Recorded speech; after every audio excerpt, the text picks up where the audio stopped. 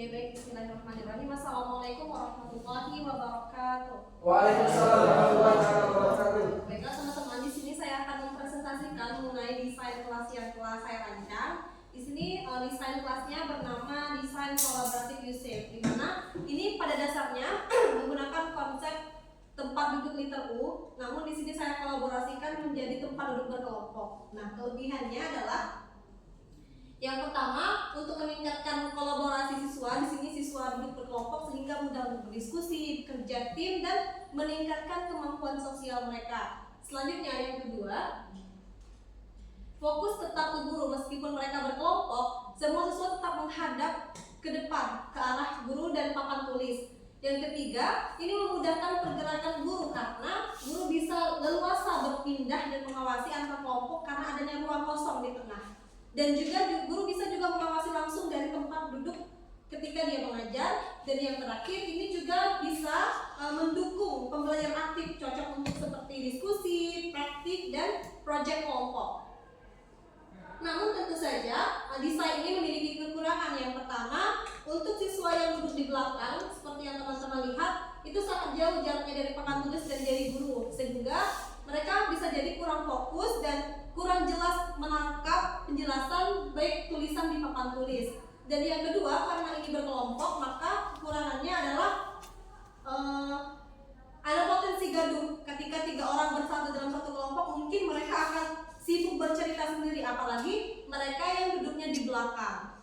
Oke, itu saja kelebihan dan kekurangannya. Selanjutnya, model pembelajaran dan metode yang cocok untuk tempat duduk jenis USAFE kolaborasi ini. Yang pertama adalah cooperative learning, pembelajaran kooperatif atau aktif. Di sini karena tempat duduknya leluasa sehingga mudah untuk mengatur jenis pembelajaran seperti itu. Selanjutnya problem based learning, dan yang ketiga project based learning. Untuk metode yang digunakan bisa digunakan dengan metode diskusi kelompok, presentasi hasil kerja tim karena luas space di tengahnya, simulasi atau permainan edukatif, dan yang terakhir studi kasus secara berkelompok. Mungkin itu saja desain kelas yang dapat saya sampaikan. Terima kasih. Berapa orang? 24 siswa.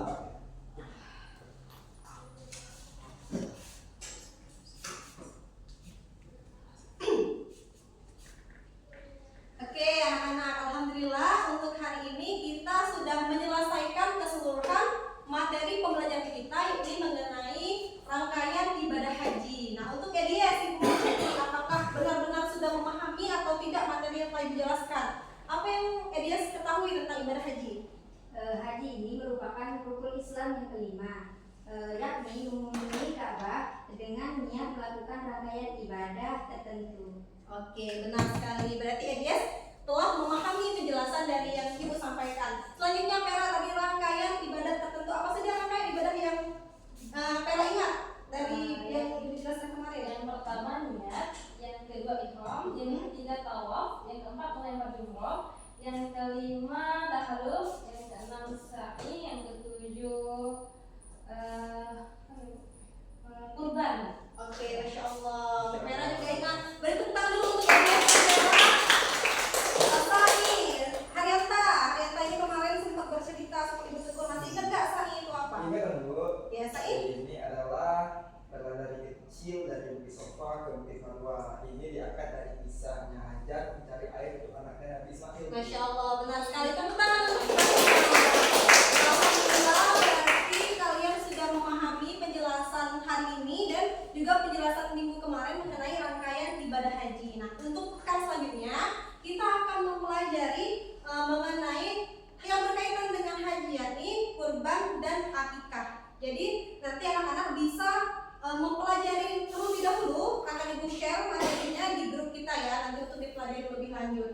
Oke, selanjutnya sebelum kita, karena ini masih 15 menit sebelum pulang, biar nanti anak-anak bisa membawa sesuatu yang menyenangkan untuk pulang dan selalu diingat mengenai rangkaian ibadah haji ini, kita akan melakukan ice breaking bernyanyi. Jadi anak-anak silakan berdiri terlebih dahulu ya. Ya Bu. Ibu bernyanyi terlebih dahulu, nanti anak-anak ikut sesuai dengan gerakan Ibu, oke? Oke. Tapi Ibu mohon maaf terlebih dahulu jika suara Ibu agak cempreng ya. Oke.